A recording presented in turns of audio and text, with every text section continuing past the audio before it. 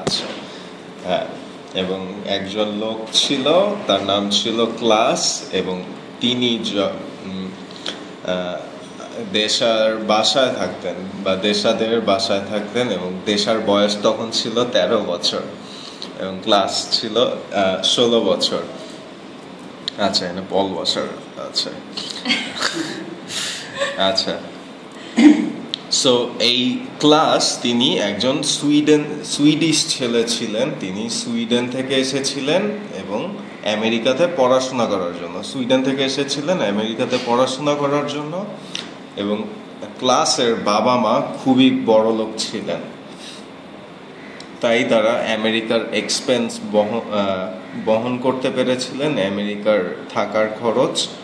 আচ্ছা, এবং এই ক্লাস তাদের বাসায় থাকতো, এবং দেশা এবং দেশার ভাইয়ের সাথে স্কুলে যেত, এবং সেই গাড়ি তার ভাই চালাতো এবং তাদের স্কুলে নিয়ে যেত। আচ্ছা, তো একদিন তারা গাড়িতে করে স্কুলে গিয়েছে এবং সেই দিন তার ভাই ইয়াকে বলেছিলেন, ক্লাসকে বলেছিলেন, আপনার ভাইয়ের নাম কি? রিড। হ্যাঁ, সো রিড ক্লাসকে বলেছিলেন, হ্যাঁ তুমি গাড়ি চালাতে চাও? এবং ক্লাস বলে, হ্যাঁ হ্যাঁ আমি চাই, অবশ্যই। এবং তারপর রিড তাকে গাড়ি চালাতে দিয়েছিলেন, এবং বোধহয় দেশা খুব ভয় পেয়েছিলেন, এবং ক্লাস খুব জোরে জোরে গাড়ি চালাচ্ছিল, এবং কি বলে এটার কি জানি বলে, আচ্ছা ভুলে গেছি, স্কিট করছিলেন গাড়ি দিয়ে, অনেক স্টান্ট করছিলেন।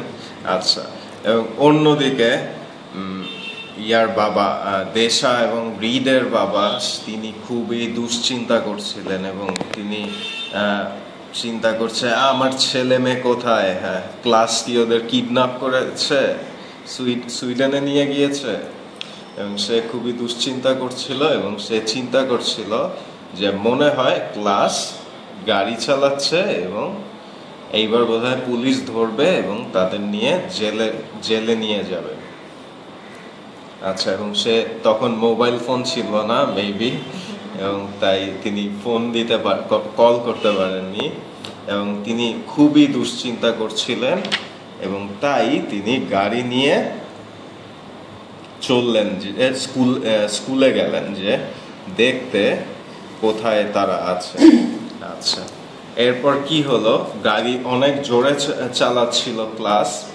সো এরপর যখন বাবা এদিকে আসলো, বাবার গাড়ি, তখন ক্লাস এইখানে আসলো, এবং তারা ক্রস করলো একজন আরেকজনকে। কিন্তু দেশারা তাকে দেখেছিল যে বাবার গাড়ি গিয়েছে, এবং দেশারা মনে করেছিল যে বাবা দেখতে পায়নি তাদের গাড়িকে বা খেয়াল করেনি, কিন্তু আসলে তার বাবা তাদের গাড়িকে দেখেছিল, এবং ক্লাস একটু দূরে গিয়ে গাড়ি থামিয়েছিল, এবং তখন ক্লাস ড্রাইভিং সিট ছেড়ে পাশের সিটে বসেছিলেন, এবং রিড তখন গাড়ির সিটারে বসেছিলেন এবং গাড়ি চালাচ্ছিলেন। আর অন্যদিকে দেশার বাবা, তিনি গাড়ি ঘুরিয়ে আবার এইদিকে বাসার দিকে ফিরে এলেন, এবং একসাথে তারা বাসায় ঢুকলেন। এবং বাসায় আসার পর তিনি সবাইকে আলাদা আলাদা রুমে নিলেন। এইটা হচ্ছে 3টা রুম, এইখানে দেশা, এইখানে রিড, আর এইখানে ক্লাস। এরপর তিনি এই রুমে গেলেন, এবং তিনি দেশাকে জিজ্ঞেস করলেন, হ্যাঁ কি হয়েছে, আজকে দেরি করেছো কেন? এবং দেশা বলে, আজকে আমাদের এক্সট্রা ক্লাস ছিল, এবং অনেক পড়াশোনা করেছি, আর তাই দেরি হয়েছে। এরপর তিনি রিডের কাছে গেলেন, এবং রিড বলে, আমি আমার গার্লফ্রেন্ডের সাথে ছিলাম, তাই দেরি হয়েছে।